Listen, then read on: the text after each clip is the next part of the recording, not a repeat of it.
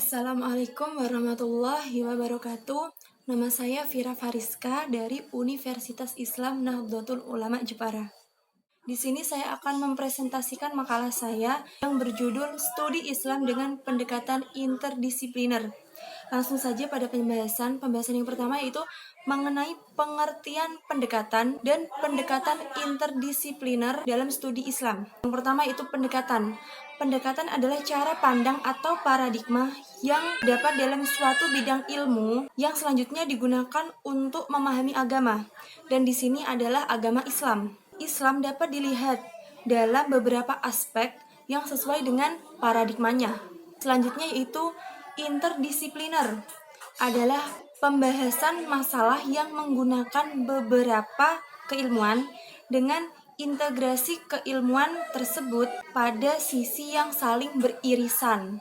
Pada interdisipliner, para ahli saling bertukar pendapat agar mendapatkan wawasan mengenai cara berpikir ahli dari keilmuan masing-masing. Jadi maksudnya di sini interdisipliner adalah pembahasan mengenai suatu masalah menggunakan beberapa keilmuan. Seperti contohnya para ahli itu saling bertukar pendapat agar mendapatkan wawasan yang lebih luas untuk membahas satu permasalahan tadi menggunakan beberapa keilmuan dari para ahli keilmuan masing-masing.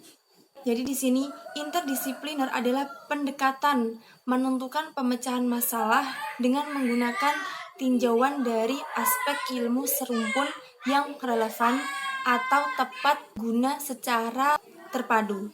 Pentingnya pendekatan ini adalah ketika semakin terbatasnya hasil-hasil penelitian yang hanya menggunakan satu pendekatan saja. Jadi pentingnya ini adalah dengan menggunakan pendekatan interdisipliner ini karena memadukan atau menggunakan pendekatan dengan sudut pandang beberapa keilmuan.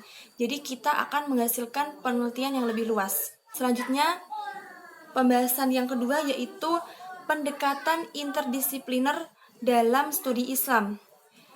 Seperti tadi sudah dijelaskan bahwa pendekatan interdisipliner yang dimaksud di sini adalah kajian dengan menggunakan sejumlah pendekatan atau sudut pandang dalam studi Islam misalnya menggunakan pendekatan sosiologis, historis, dan normatif secara bersamaan.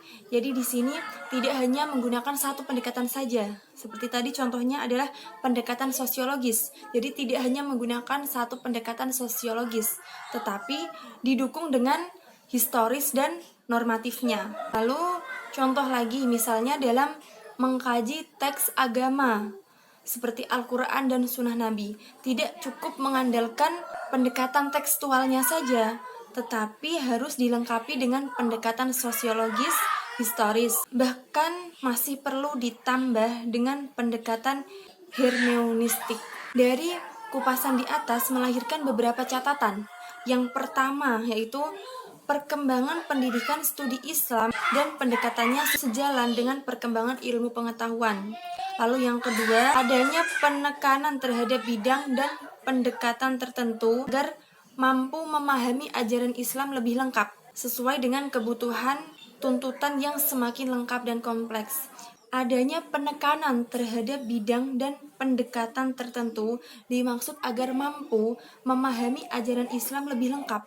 Jadi nanti di sini akan lebih lengkap dan lebih luas sesuai dengan kebutuhan atau tuntutan yang semakin lengkap ini. Lalu catatan yang ketiga yaitu perkembangan tersebut adalah salah satu hal yang wajar dan seharusnya memang terjadi. Kalau perkembangan itu tidak terjadi, maka pertanda bahwa agama itu semakin tidak mendapat perhatian. Selanjutnya yaitu beberapa pendekatan interdisipliner.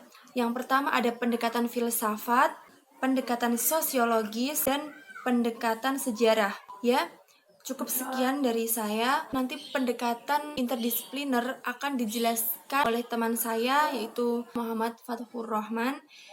Semoga bermanfaat dan terima kasih. Wassalamualaikum warahmatullahi wabarakatuh.